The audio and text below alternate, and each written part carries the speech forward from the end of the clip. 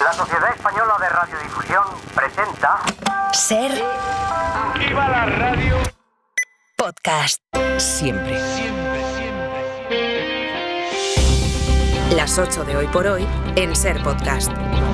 La tasa de paro juvenil en todo el mundo es la más baja en 15 años. Es un dato que dio ayer la OIT, la Organización Internacional del Trabajo, que confirma entonces que con un empleo no alcanza. También ayer el Consejo de la Juventud de España hizo estos números. Desde 2008 los salarios han aumentado un 6,10% de las personas jóvenes, pero los alquileres lo han hecho un 40,7%. Los salarios un 6% y los alquileres un 40%. Se han llevado por delante todo el poder adquisitivo de las personas jóvenes que vivimos en España. Los salarios un 6%, los salarios un 40%, la vivienda un 6%, en fin, esta diferencia que explicaba ayer el vicepresidente del Consejo de la Juventud. En España el salario medio de un joven está en 1.005 euros. El pago del alquiler y de suministros son de media 1.130. Falta dinero. Cuando la opción es compartir piso porque no hay más remedio, la habitación está de promedio en 380 euros. O sea que un cuarto se lleva el 36% de un salario. Por no hablar de las fianzas y números que se llegan a pedir, o los castings y las preguntas que te hacen para cuando quieres aspirar a un piso, o de lo que se ofrece. Búsqueda rápida, por ejemplo. Madrid, 30 metros, tercero sin ascensor, 700 euros.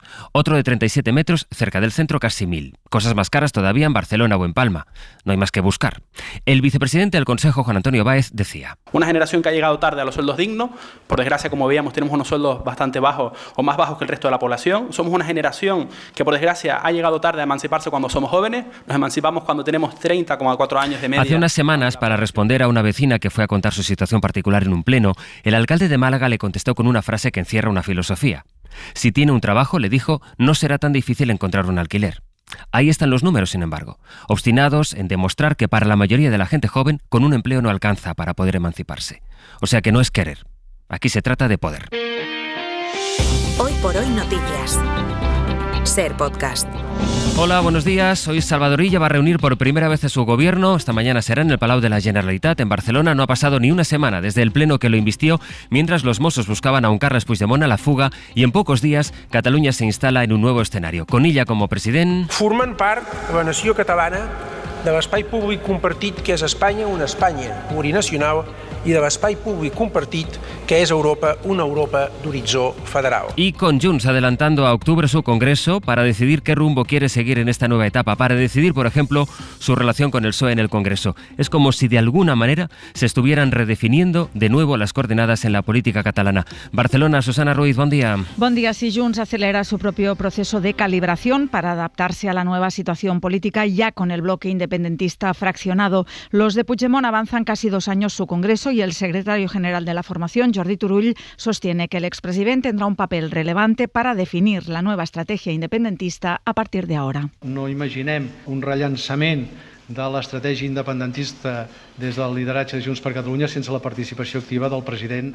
Dice Turull que el partido, que tras la ruptura del bloque independentista por la investidura de Illa, deben relanzar su estrategia y decidir si mantienen o retiran su apoyo al gobierno de Sánchez. Hoy el nuevo Ejecutivo catalán comienza su singladura, ojo, que es martes 13, con la primera reunión del Ejecutivo a las 9:30 de la mañana. Pues ya veremos, Susana, gracias. A vosotros. El sindicato mayoritario de los Mossos espera los nuevos nombramientos dentro del cuerpo policial, però pide... Volem un departament d'interior que sigui proper al cos, no que tinguin en compte les seves prioritats... Que estos nombramientos no tengan en cuenta prioridades políticas, sino la cercanía con el cuerpo.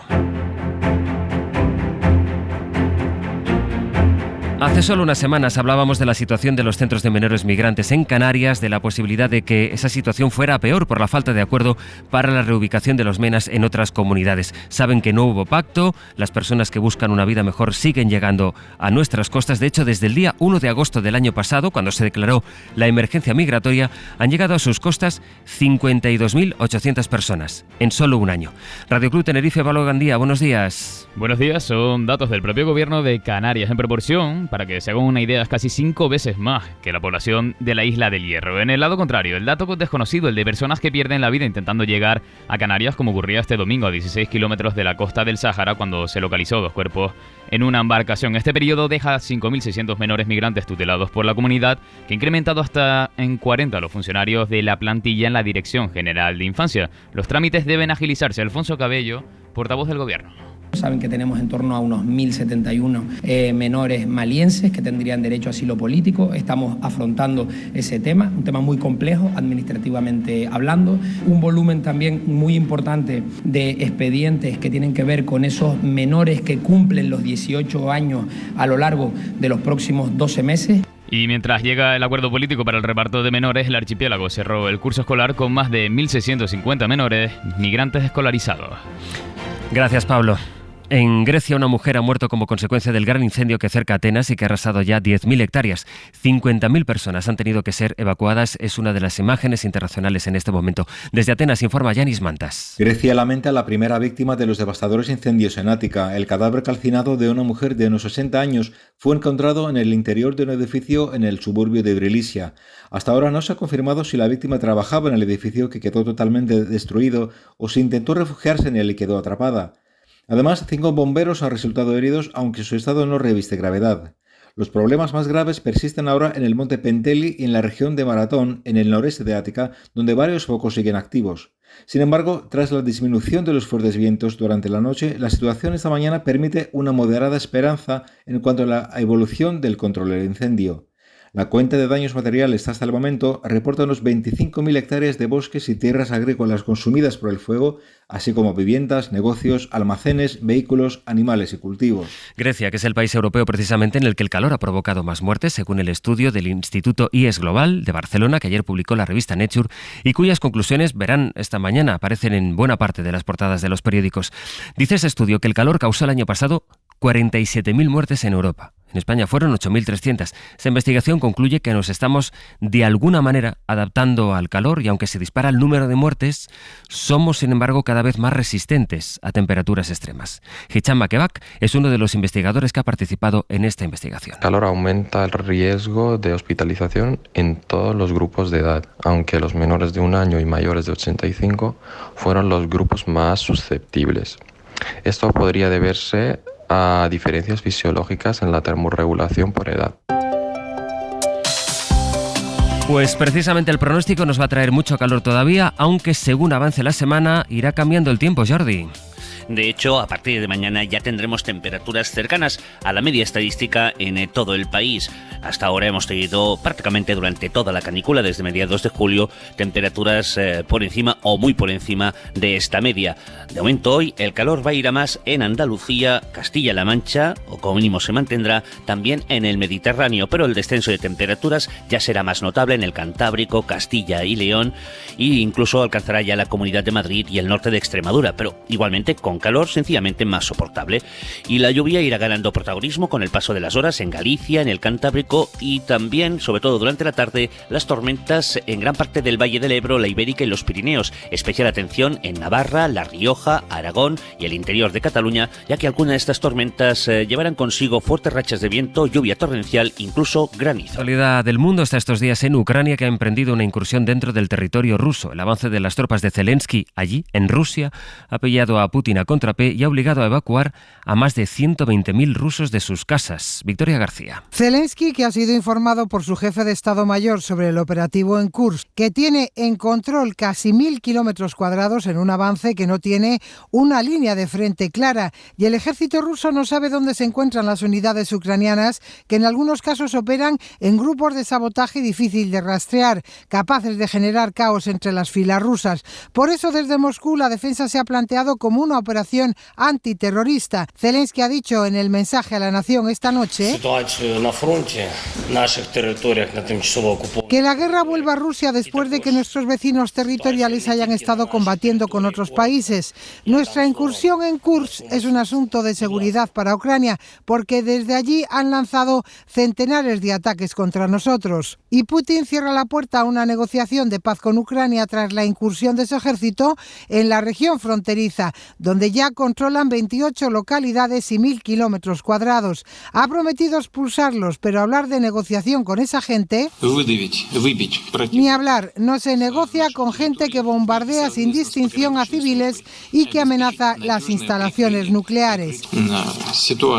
Hay 120.000 rusos evacuados de Kursk y 60.000 más esperan su traslado. No se negocia con gente que bombardea civiles, es una frase textual de Vladimir Putin. En Estados Unidos hemos visto esta noche una conversación que han tenido en Twitter su dueño, Elon Musk, con Donald Trump. Saben que Musk está decidido a hacer campaña por Trump con todos sus medios, que son muchos, y este ha sido un ejemplo más. Entre las cosas que ha dicho Trump en esa conversación es que hay que llevarse bien con gente como Putin, que es lo que hace él. Desde Nueva York, Pablo Anzola, buenos días. Buenos días, sí, durante hora y media, seguidos por más de 1 millón de espectadores, la entrevista ha sido más bien una conversación entre amigos que punto por punto han mostrado su afinidad.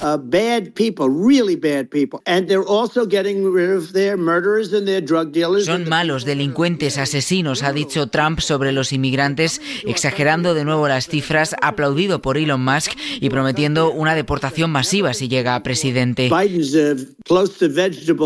Está cerca de un estado vegetal, ha dicho sobre Biden, a pesar de que ya no es su oponente político, al tiempo que tachaba a Harris de terrible, asegurando que destruirá el país si llega a presidenta. Lo cierto es que ambos magnates han intentado presentarse como luchadores de un proyecto político común. Elon Musk lleva tiempo usando X como altavoz de sus ideas. Meses atrás, Trump ha llegado a plantearle formar parte de su gobierno y juntos han buscado hoy movilizar a ese votante joven, alejado de los medios convencionales, que puede ser decisivo en las próximas elecciones. Nicolás Maduro decidió bloquear Twitter en Venezuela durante varios días. Arremetió también contra WhatsApp. Esta madrugada ha señalado a TikTok, una empresa china. TikTok, miren lo inmoral que es TikTok. Y acuso a los directivos y dueños de TikTok a nivel mundial de querer la guerra civil en Venezuela, de apoyar el fascismo en América Latina y en el mundo. Ellos son responsables de la llegada de Milei y de los fascistas. Tienen una alianza TikTok con el fascismo en Venezuela y en América Latina. De las actas electorales, que es lo que quiere ver todo el mundo, no hay novedad. Maduro no las publica y la oposición venezolana, que está llamando a otra concentración el sábado que viene, la reclama. Berta Reventos. Buenos días. La oposición venezolana sigue instando a la comunidad internacional a que presione a Nicolás Maduro hacia una transición pacífica. Así lo ha reiterado María Corina Machado en una entrevista con la agencia EFE. Nosotros esperamos que la comunidad internacional, de manera firme e inequívoca, le haga entender a Maduro que es inaceptable lo que está haciendo, usando las fuerzas represivas contra ciudadanos inocentes. Espero que estas voces sigan creciendo, que este momentum que se ha generado siga ascendiendo y que obligue a que Maduro entienda de una vez por todas que a todos nos conviene una transición negociada, incluyendo al propio Nicolás Maduro. La líder antichavista asegura que en enero de 2025 será Edmundo González Urrutia quien tome posesión del cargo de presidente. Por su parte, el jefe de la diplomacia europea, Josep Borrell, ha reafirmado este lunes su apoyo al candidato opositor en nombre de la Unión Europea. Son noticias esos datos con los que empezábamos a las 8 de la mañana, los datos que ofreció ayer el Consejo General de la Juventud en relación al semestre pasado en nuestro país. Dice que la edad media de emancipación en España supera los 30 años. Los jóvenes de nuestro país se emancipan 4 años más tarde que en el resto de Europa, sobre todo por los bajos salarios y el coste de la vida. Edu Hernández. Los últimos datos del Observatorio del Consejo de la Juventud señalan una mejora de la tasa de emancipación que en el segundo semestre del 2023 alcanzó el 17%, cifra que todavía está por debajo de la media europea, 15 puntos menos. Los jóvenes se emancipaban de media a los 30,4 años, mientras que en el resto de Europa lo hacen a los 26,3. Juan Antonio Báez es vicepresidente del Consejo. Es un factor de riesgo ser joven en España, porque todavía de las 7 millones de personas jóvenes que viven en España, algo más de 6 millones sigue viviendo en casa de sus padres y no puede salir de ahí. El salario medio juvenil llegaba a poco más de 1.055 euros mensuales, cifra que estaba por debajo del SMI de entonces. Si a esto le sumamos que el alquiler alcanzó su precio más alto, 968 euros al mes, y que el coste de los suministros subió más de un 17% hasta los 163 euros, queda claro que lo que ganan los jóvenes no cubre el coste de vida. Será noticia hoy, de hecho, el precio de la vida, porque hoy conoceremos el dato consolidado de la inflación del mes de julio. Sabremos si se confirma la previsión avanzada hace 2 semanas por el Instituto Nacional de Estadística, que apuntaba a una moderación de los precios, a que la inflación iba a bajar en julio 6 décimas, hasta el 2,8%. Y habrá que estar pendiente también de los precios turísticos y de qué ha pasado con el precio de del aceite de oliva. A las 9 conoceremos estos datos. Los comentaremos en directo en Tiempo del Abierto. Más noticias que repasamos con Javier Liébana. La policía ha detenido en Vigo al presunto autor del asesinato de una mujer en Valladolid. El cadáver fue encontrado dentro de una vivienda en la que se había producido un incendio y la mujer tenía un cuchillo clavado en el pecho. De confirmarse como asesinato machista, que es la principal hipótesis, serían ya 29 las mujeres que han muerto a manos de sus parejas o exparejas en este 2024. Del exterior, Israel ha seguido bombardeando la franja de Gaza una noche más, dejando al menos un muerto. El ejército de Netanyahu continúa su ofensiva a la espera de la supuesta inminente respuesta de Irán por el asesinato del líder de Hamas hace ya un par de semanas. Esta noche Estados Unidos, Francia, Alemania, Italia y Reino Unido han apoyado un comunicado en el que le piden a Irán que no ataque a Israel. Además, la Casa Blanca ha anunciado que el secretario de Estado, Anthony Blinken, tiene previsto viajar a Oriente Medio próximamente. Eso mientras Estados Unidos refuerza militarmente la región. Desde Jerusalén, información de María Rodríguez Abalde. Buenos días. Buenos días. Estados Unidos anuncia el envío del portaaviones USA Abraham Lincoln con los cazas F-35C tras el despliegue previo aportado como el submarino de misiles guiados USA Georgia o los F-22 Raptor. La tensión es máxima en estos momentos porque el 12 y 13 de agosto eran el gran temor, ya que los judíos celebran una fecha negra en su historia cuando el templo de Jerusalén fue destruido. Sospechosos mensajes desde las cuentas iraníes en la red X marcan que todo está listo y hasta le ponen hora. Los hutíes quieren que Israel pague un precio por la muerte del líder político de Hamas y con un vídeo se lo recuerdan, mientras Hezbollah, por activa y por pasiva, intenta mermar las capacidades de la cúpula de hierro. Las negociaciones para un acuerdo no parece que vayan a avanzar y como última hora desde Hamas se anuncia que un rehén ha muerto y otros 2 están heridos, pero el ejército dice no tener datos que confirmen esta información. En España, la Policía Nacional pide colaboración de los ciudadanos para encontrar a uno de los fugitivos más buscados del país. Se trata de Segundo Cousido. Es un salesiano que fue condenado a 32 años y medio de cárcel por abusar de 6 niños cuando era cura y era profesor de religión del Colegio Salesianos de Vigo. La Audiencia Provincial de Pontevedra ha emitido una orden de busca y captura. Javier Bañuelos. Se le perdió el rastro en febrero del año pasado, cuando la Audiencia de Pontevedra le citó para que se presentase en la cárcel para cumplir sus 32 años de condena por abusar sexualmente de 6 niños vigueses, aprovechándose de su condición de profesor de religión.